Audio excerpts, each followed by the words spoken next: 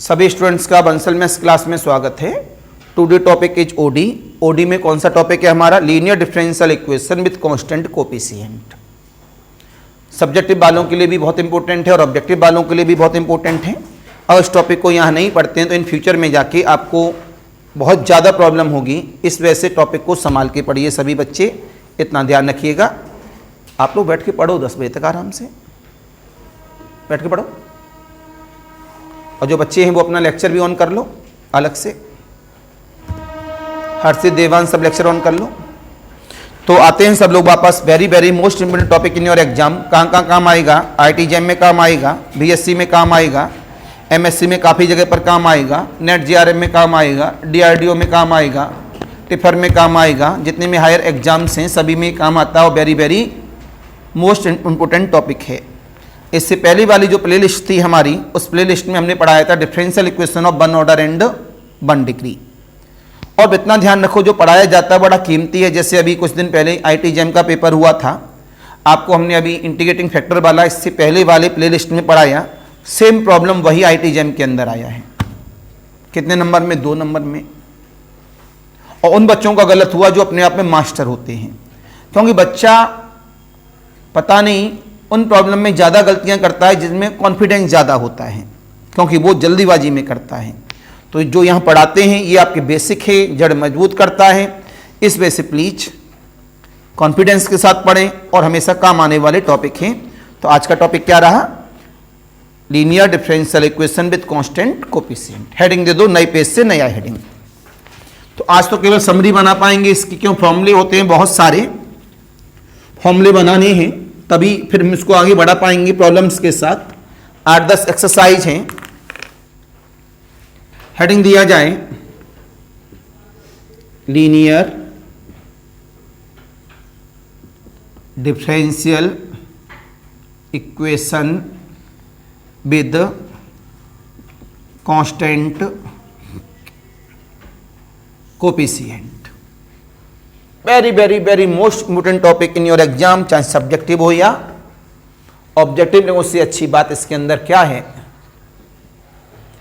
केवल फैक्टर की जरूरत है। अगर बेसिक नॉलेज की बुक बंद कर दो, बुक से कोई फायदा नहीं है, क्योंकि पहली बार पढ़ोगे इस टॉपिक को। इससे पहले कभी भी नहीं पढ़ा आप लोगों ने। तो हमने क्या बोला आपसे कि इसके अंदर इंटीग्रेशन नहीं चाहिए। आज क्या चाहिए? केवल फैक्टर। अगर वो हाई स्कूल वाला फैक्टर अगर आपको नहीं आता है तो ये चैप्टर आपका फिर दिक्कत पैदा कर देगा। तो पहले इसकी समरी बनाते हैं। नाम क्या लिखा है? Differential equation. तो केवल एक ही इंडिपेंडेंट वेरिएबल होगा। नाम क्या लिखा है? लीनियर। तो डिग्री क्या रहेगी? 1 रहेगी। अगर लीनियर है तो डिग्री 1, ये तो मैंने बता दिया। ऑर्डर कितना रहेगा? मतलब बहुत अच्छे। ऐसे ही जवाब चाहिए होते हैं, अच्छा लगता है, कॉन्फिडेंस है।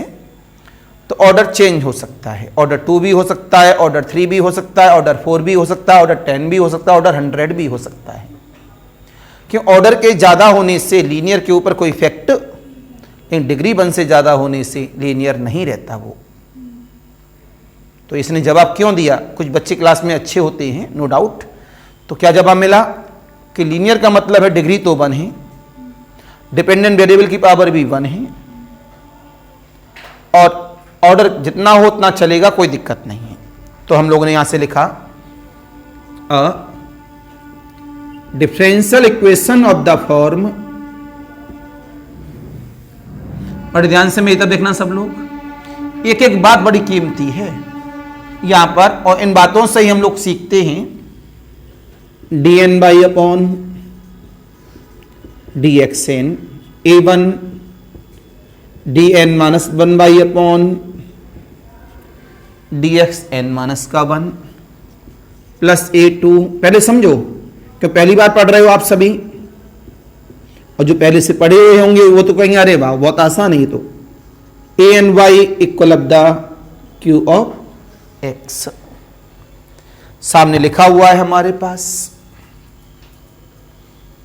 ये है डिफरेंशियल इक्वेशन में कांस्टेंट कोफिशिएंट। ये क्या है? कोफिशिएंट। ये क्या है? कोफिशिएंट। ये क्या है? कोफिशिएंट। ये सब क्या होंगे? कांस्टेंट।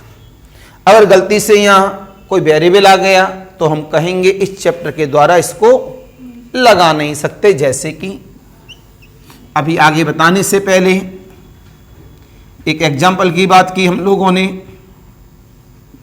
d2y/dx2 प्लस का 2 dy/dx प्लस y बराबर x square, d2y/dx2 plus 2x plus y बराबर x square, d2y/dx2 plus 2x plus y square x square. यहां से बोला गया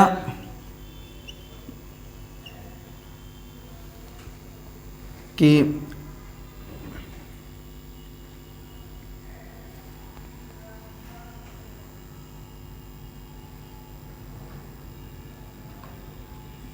इन the following equation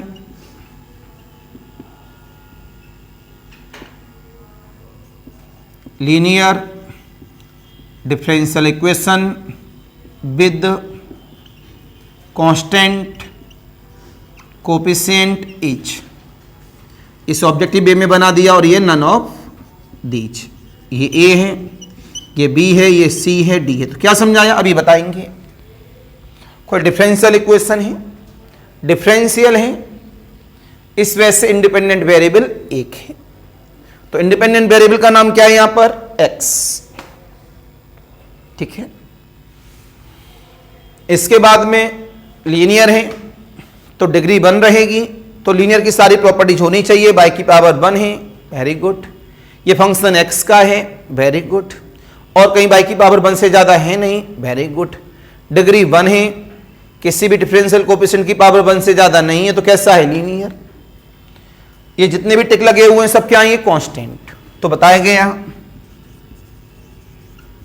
where a1, a2,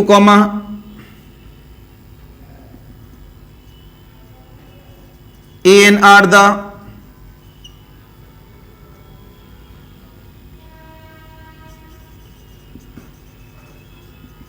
constants, right? या a1, a2, an क्या है? Constants हैं, comma is called the linear differential equation with the constant coefficient। इसका नाम इक्वेशन नंबर 1। तुरंत बोला गया solution of 1 etch small y बराबर का CF प्लस PI। मैंने कहा था अभी थोड़ी देर पहले, पहली बार पढ़ रहे हैं तो सारे नाम नहीं नहीं दिखेंगे। जो बच्चे पहली बार पढ़ रहे हैं, CF का मतलब क्या है? Complementary function.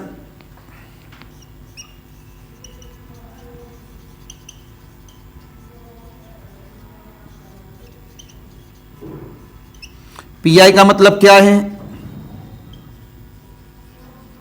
Particular integral. तो इसका जो सॉल्यूशन आएगा वो क्या आएगा? CF plus PI। आपने कहा इफ यदि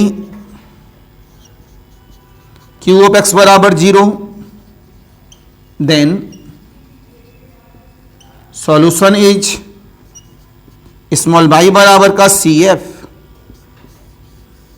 Q ऑफ x के बारे में बताना भूल गए, जगह कहां है? Where Q of x is the function of x and a1, a2 and अब बन गया Q ऑफ x क्या है? फंक्शन ऑफ x है। अगर वो फंक्शन ऑफ x है तो x की पावर 0 भी बोला जा सकता, मतलब कांस्टेंट। तो ये फंक्शन ऑफ x भी हो सकता है और कांस्टेंट भी। लेकिन जो a1, a2, an है सब हमेशा क्या रहेंगे? कांस्टेंट रहेंगे। इसके बाद इसको हम क्या कहते हैं, linear differential equation with constant coefficient. इसका जो सॉल्यूशन है वो CF प्लस PI होता है।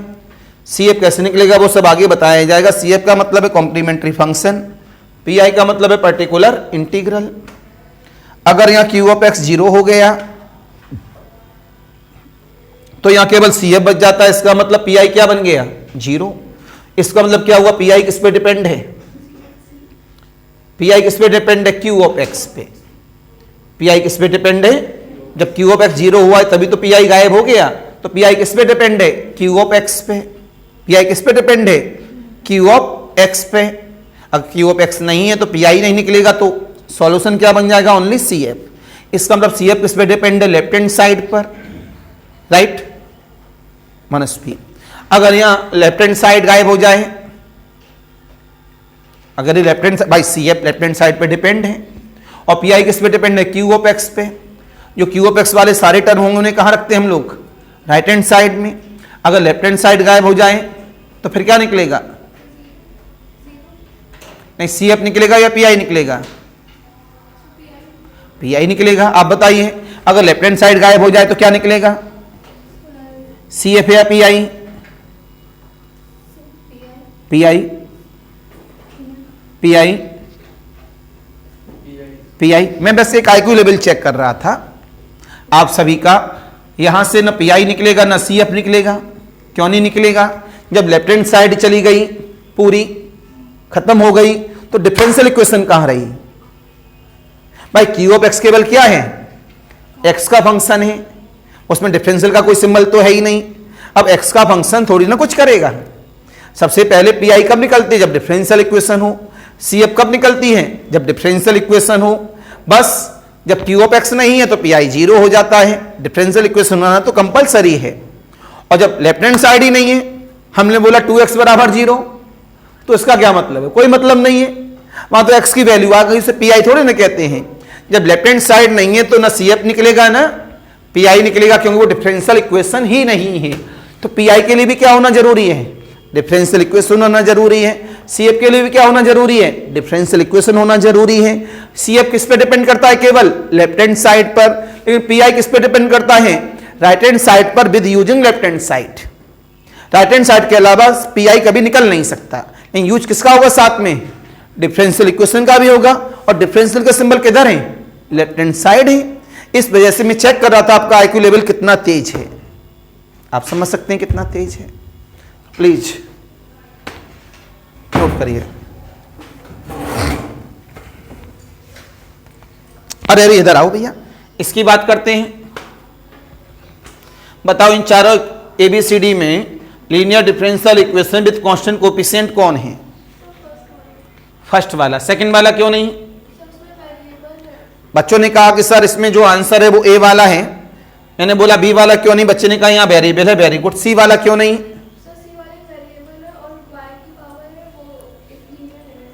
नहीं ये लिखना था मैं। हाँ C वाला क्यों नहीं, वेरी गुड। बच्चे ने बोला सर ये लीनियर ही नहीं है क्योंकि y की पावर 2 है, तो लीनियर नहीं है। B वाला क्यों नहीं, लीनियर तो है लेकिन यह वेरिएबल है और इसमें कांस्टेंट कोएफिशिएंट होना चाहिए, इस वजह से B गलत, C गलत, तो आंसर इज द A। ये एक ऑब्जेक्टिव सेंस भी है, ऐसी प्रॉब्लम एग्जाम में पूछी जाएगी। बताओ इन इक्वेशन में से कि हमारे पास कौन सी equation linear differential equation with constant coefficient है, जल्दी से नोट करें।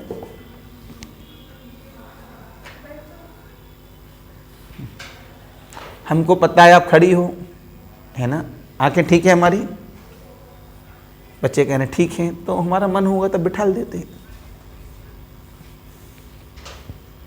हो सकता है मयूरी हमारा मन हो आज ये बच्चे खड़े होके पढ़े 1 घंटे तक। बैठ जाओ।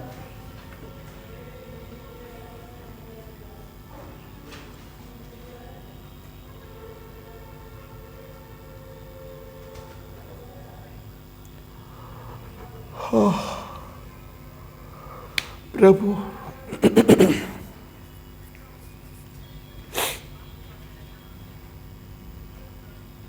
ये इसकी जड़ है, ध्यान रखो। अगर यहां कमजोरी आ गई इसमें कांस्टेंट कोएफिशिएंट में, इन फ्यूचर हमेशा प्रॉब्लम करेगा जहां जहां यूज होता है। ये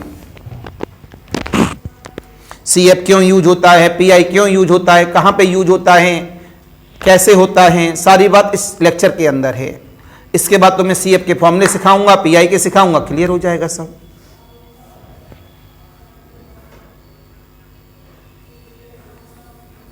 तो कल गंगा मेला आ पाओगे?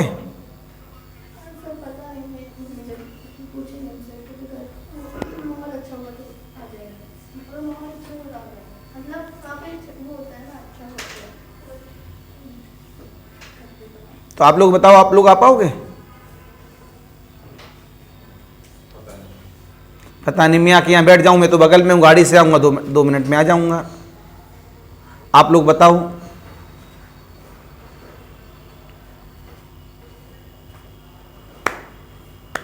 सना खान आप आओगे?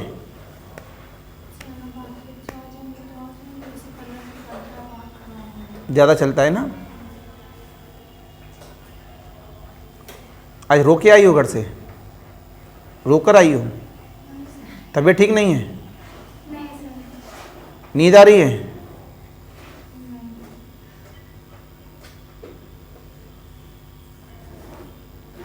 ऐसा लग रहा अब गिरी कि तब गिरी। अच्छा, रोजा चल रहा है।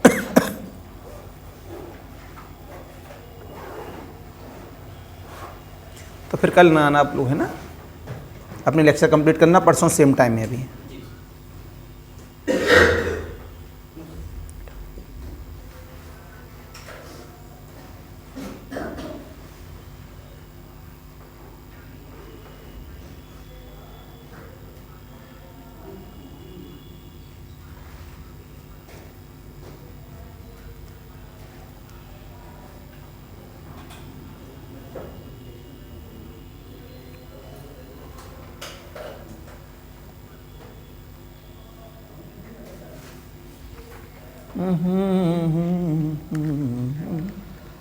ये प्रॉब्लम भी नोट करनी है बेटा।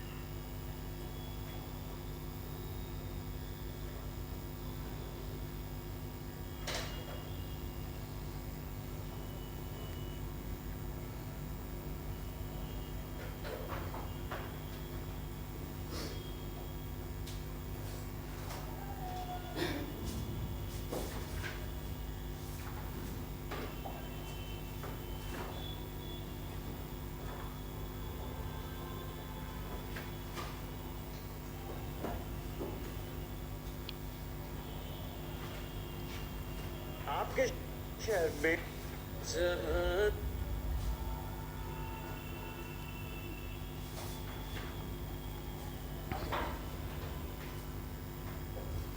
45,000 शिक्षक भर्ती जून से पहले।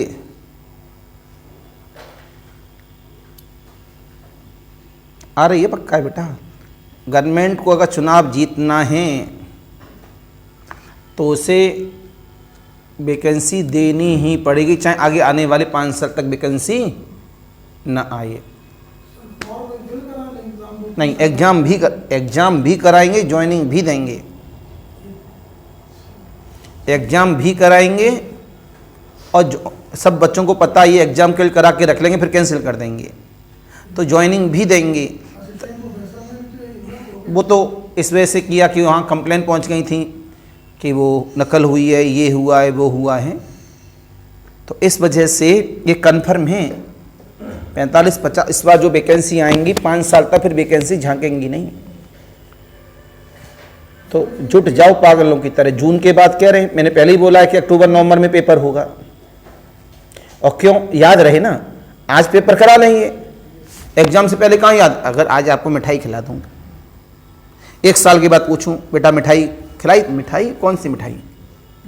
अगर आपके पेपर से पहले आपको 2 दिन पहले मिठाई खिलाऊं तो आपको याद रहेगा सर ने मिठाई खिलाई थी। सेम फैक्ट है, अपनी लाइफ को प्रैक्टिकली लाइफ में जीना चालू करिए, इतना समझ लीजिए। और जब प्रैक्टिकली लाइफ जिएंगे आप तो आपको मजा आएगा। लाइफ को कभी बोरियत होकर नहीं जीना चाहिए। हमेशा ध्यान रखिए, लाइफ एक इंटरटेनमेंट है। लाइफ का आनंद तभी है जब हम परफेक्ट हों, पढ़ाई में भी हों, घूमने फिरने में भी हों, हर चीज में। क्यों इंसान एक ही जगह परफेक्शन नहीं बना सकता। मोबाइल में परफेक्ट ना हो यह बहुत जरूरी है। जो मोबाइल में परफेक्ट होता है, और ये सच्चाई है आज की डेट में इंडिया के अंदर और खासकर यूपी के अंदर, नॉट इंडिया, पढ़ने वाले बच्चा मैक्सिमम 1 या 1.5% बच्चा है। और मैंने इसके बहुत सारे एग्जाम्पल आपको दिए हैं। मैक्सिमम 1 या 1.5% बच्चा ही यूपी के अंदर पढ़ने वाला है। बाकी सारा बच्चा पैदा होते ही किसको देखता है? रील्स को देखता है। एक साल, कभी भी गौर करिएगा, 1 साल का छोटा सा बच्चा जब मोबाइल चलाता है, अब वो 29-30 सेकंड की रील होती है। गौर से कभी गौर करना, छोटे से बच्चे को वो ऐसी रील देखता है, उसका हाथ देखना ऐसे बढ़ जाएगा 2-4 सेकंड के बाद। मतलब उस पिद्दी से बच्चे को 29 सेकंड की रील पसंद नहीं आई, उसने 2 सेकंड में तय कर लिया कि रील बेकार है। हो सकता है उस रील में लास्ट समय में कुछ ऐसा कहा गया हो जो बड़ा काम का हो और आगे बढ़ा दिया। जो छोटा सा बच्चा ये कर रहा है, वही तो आगे नई जनरेशन पैदा हो रही है। कुछ नहीं आता है, सब कुछ चैट जीपीटी से मांग लेते हो।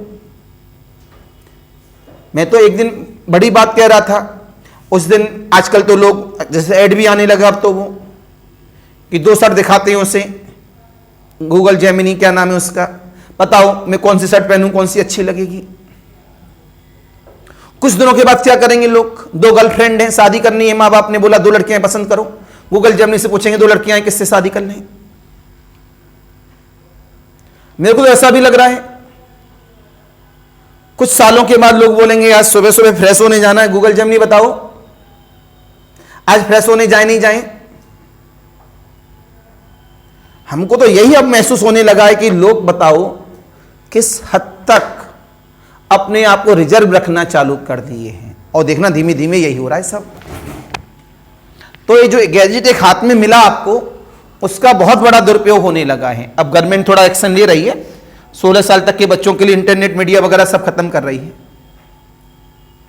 लेकिन वो एक बात समझ में नहीं आ रही, माँ बाप का मोबाइल है, या तो माँ बाप को टाइट होना चाहिए ना, या तो इस मोबाइल में एक ऐसा फंक्शन डालें जिससे चेहरे की रीडिंग कर ले वो कि बच्चा कितने साल का है, तो खुले ना इंटरनेट तो ठीक है। लेकिन माँ बाप का मोबाइल है तो बच्चा तो उस पर खोल ही लेगा, क्योंकि मेल आईडी किसकी डली है भाई, मेल आईडी से करेंगे जहां तक मेरे को लग रहा है। अब कौन सा तरीका अपनाएंगे बाद में पता लगेगा।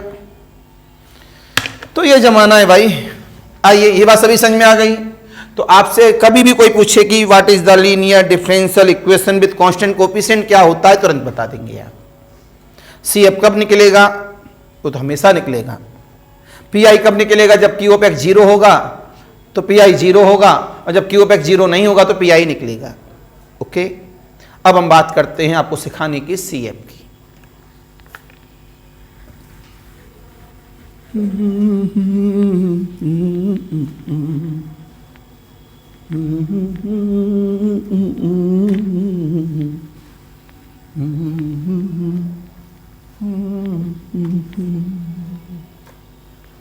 अब आते हैं हम लोग यहां से फॉर CF।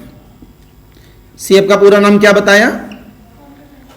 Complementary function. आते हैं मैं तो देखो, a linear differential equation of the differential equation with constant coefficient is with constant coefficient is. एक काम करोगे बच्चा, पेज नीचे हर्षित, उस समरसेबल वाला बॉक्स देखा है आपने? देखा है? उसे लॉक ऑन करना, लॉक ऑन करके उसमें अंदर MCB है, MCB उठा देना और लॉक खुला रहने देना। ये लो। तो कहाँ थे हम लोग? अ linear differential equation with constant coefficient is dn/dxn plus a1 a2।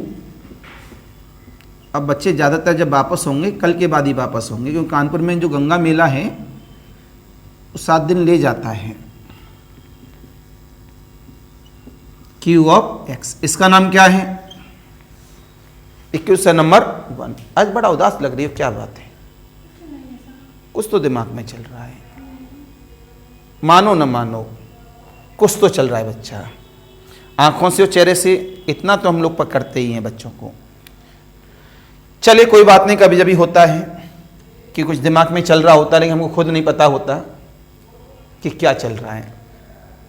तो कहाँ थे हम लोग? Equation number 1।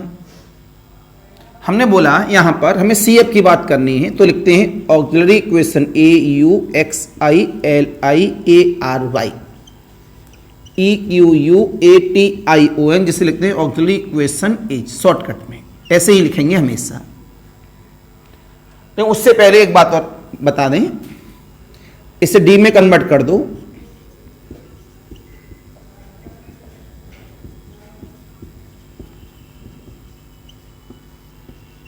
Whole of y, right. फिर हमने बोला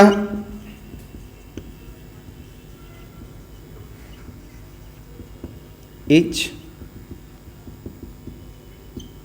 जो आपको d दिख रहा है d कन्वर्ट हो जाएगा स्मॉल m में। हर से ध्यान से पढ़ो, बड़ा इंपॉर्टेंट है और एग्जाम में बहुत सारी प्रॉब्लम आएंगी आपके यहां पर। ज्यादा समय नहीं लूंगा मैं 3-4 दिनों में चैप्टर समाप्त कर दूंगा। जहां मैंने एक दिन क्लास 2 घंटे ली, चैप्टर समाप्त, क्यों? इसमें ज़्यादा कैलकुलेशन नहीं है। आपका काम ज़्यादा, मेरा काम कम है। तो जब मिला यहां से m की पावर n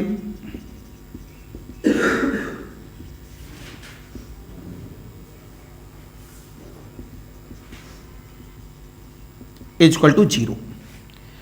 जब इसे ऑक्सिलरी इक्वेशंस लिखते हैं तो राइट हैंड साइड को 0 मान लिया जाता है। क्यों मान लिया जाता है? CF की बात हो रही है आगे चलकर, और लेफ्ट हैंड साइड में सब D M में चेंज हो जाते हैं, बाई लिखा नहीं जाता। बेटा ये क्या एक इक्वेशन है, किसमें? स्मॉल m में। कितनी पावर है? n पावर है। तो इसमें कितने रूट्स आएंगे? n रूट्स आएंगे। कितने रूट्स आएंगे? आपने बोला दिस इक्वेशन है, चालू हो गई बेटा, small n roots which are m equal of the m1 m2। अब आते हैं यहां से n रूट्स हैं, केस नंबर 1 यहां से चालू होता है। अब आपने बोला रूट्स आर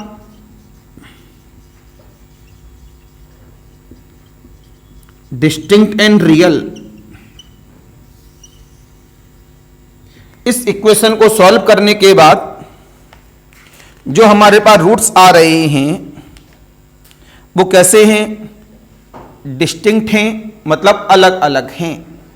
और कैसे हैं? रियल हैं। कैसे हैं? रियल हैं।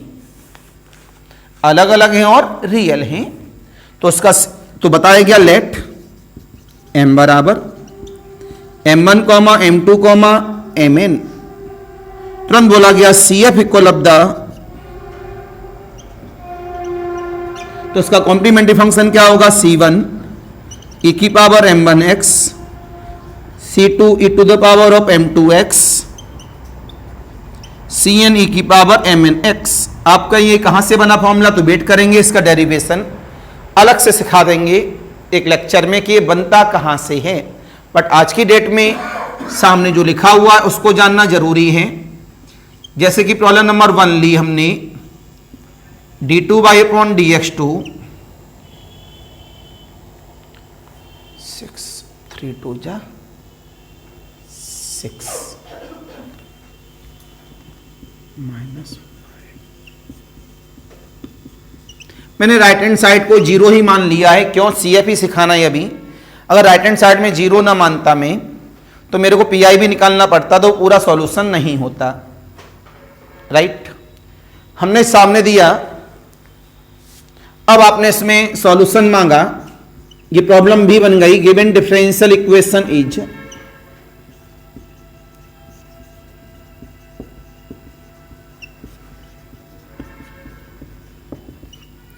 तो d² minus 5d,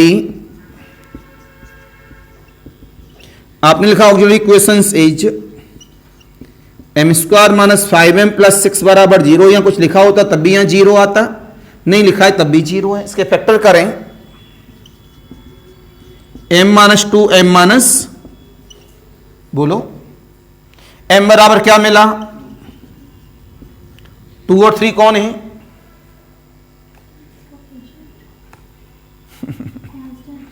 IQ level बड़ा गड़बड़ है। जब ये पढ़ा रहा हूं यहां पर, तो इसके बाद मैंने लिखा था roots are distinct and real, तो कन्फर्म में m की वैल्यू आई तो रूट्स की बात करूंगा। तो 2 और 3 कौन है? रियल, और कैसे हैं? डिस्टिंक्ट।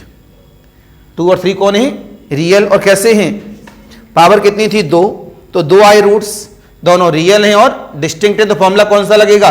केस नंबर 1 का। तुरंत CF कितना आएगा? C1 e की पावर 2x प्लस C2 की power 3x। Required solution is, dependent variable का नाम क्या है? y, तो y बराबर का CF, तो स्मॉल y बराबर C1 e की power 2x plus C2 e की power 3x। This is the answer. Any confusion, any doubt? बोलो। केस 1 समझाया, प्रॉब्लम आ गई, जल्दी से नोट करें। केस 1 लिखें, साथ में प्रॉब्लम लिखें, जिससे साथ साथ में दोनों बातें समझ में आ जाएं। एक पंथ दो काज।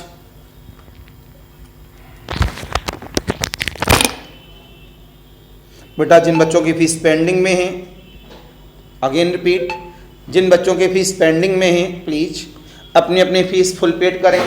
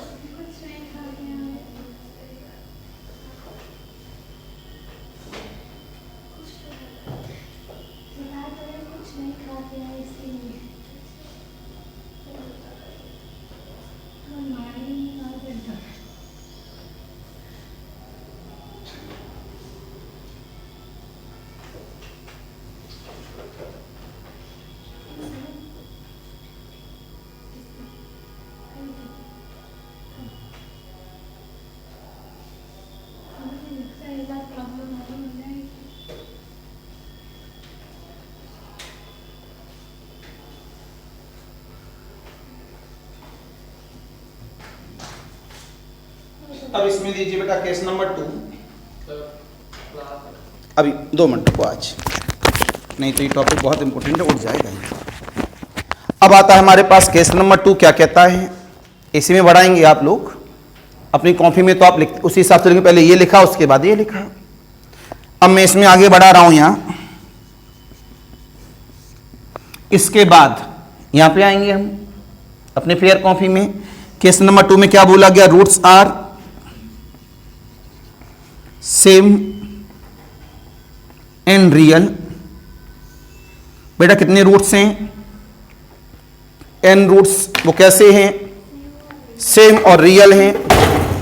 देखो इधर देखो, तो यहां से क्या मिला, m1 बराबर m2 बराबर m3 बराबर, ये सब क्या है, सेम है। मान लिया वो सेम किसके बराबर है, के। मैं तो देखना सब लोग, तो उसका CF क्या बनेगा, ध्यान से देखना, C1 plus C2x plus C3x square plus कितने रूट सेम है, n, तो पावर कहां तक जाएगी, n-1 तक। कहां तक जाएगी पावर, n-1 तक, और e to the power of kx।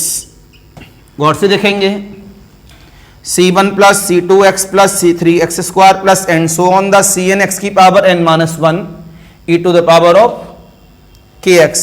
कितने रूट सेम थे, n, तो कहां तक गए, पावर n-1 तक। यहां तो जो m की वैल्यू होती है उसे पुटअप किया गया है।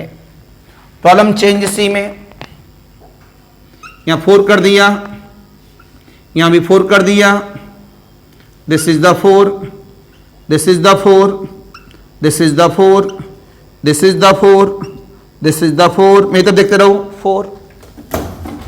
फैक्टर करना है इसका, क्या बनेगा, m-2 का, m बराबर क्या मिला, 2,2। हट से इधर देखो, दोनों कैसे हैं, रियल और कैसे हैं, सेम। ये दोनों कैसे हैं, रियल और कैसे हैं, सेम। इसका मतलब कितने रूट्स हैं, 2, तो कहां तक पहुंचेंगे, x तक। या n रूट्स थे तो कहां तक पहुंचे थे, n-1 तक, और e to the power of 2x। Required solution is C1 plus C2x e to the power of 2x। बात समझ में आई नहीं आई, एनी कंफ्यूजन, एनी डाउट। अगर यहां 2 2 2 3 बार होता तो क्या लगते, C1 plus C2x plus C3x square, bracket बंद, e की पावर 2x। ओके, नोट करें। केस नंबर 2 डालेंगे, प्रॉब्लम लिखेंगे तुरंत, जल्दी लिखो, एक रूल और आ जाएगा। पहले केस, फिर प्रॉब्लम, फिर केस, फिर problem.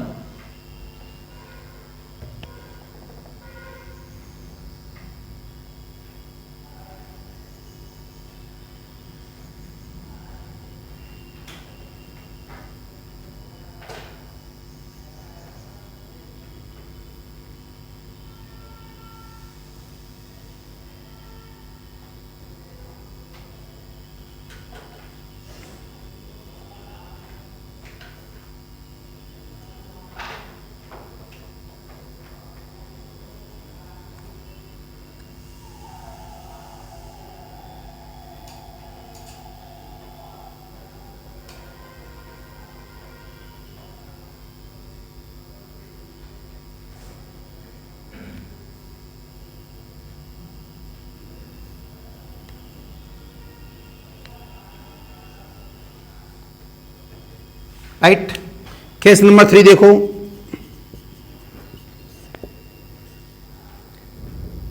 Some roots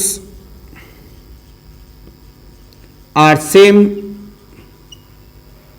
and some roots are distinct but all roots are real. सभी रियल तो हैं, लेकिन कुछ रूट्स कैसे हैं, सेम, और कुछ रूट्स कैसे हैं, डिस्टिंक्ट। तो हमने बोला m comma m comma m comma m4 m5 and so on the mn। देखते रहना मेरी तरफ, इधर आके देख लो, नहीं तो क्यों क्रम से चल रहा है और कहीं लिख नहीं सकता। यहां 3 रूट्स कैसे हैं, सेम, बाकी कैसे हैं, तो मैं इसका CF कैसे लिखूंगा, सेम वाले के लिए सेम, 3 एक जैसे हैं, तो आप बोलो क्या लिखेंगे, C1 plus C2x plus C3, ये सेम के लिए लग गया। अब डिस्टिंक्ट वाले के लिए ऊपर वाला कहां से, C3 तक आ गई, 3 आ गई, चौथा वाला ये है, तो C4 e की पावर m4x, C5 e की power m5x and so on the Cn e की पावर mnx। तो ये दोनों से कंबाइंड है, 3 एक जैसे और बाकी डिस्टिंक्ट। एक जैसे के लिए केस नंबर 2 वाला रूल और डिस्टिंक्ट के लिए केस नंबर 1 वाला रूल, तो दोनों का combined nature. Any confusion, any doubt, पक्की वाली बात नोट कर लीजिए। तो ये रियल पे कितने फॉर्मूले बने, 3। आगे आने वाले फॉर्मूले किसके लिए हैं, इमेजिनरी के लिए।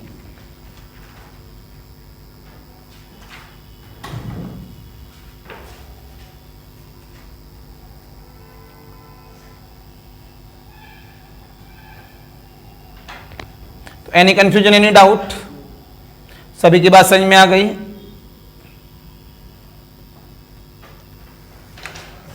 तो फिर ऑनलाइन वालों के लिए फिर नमस्कार, बाय बाय।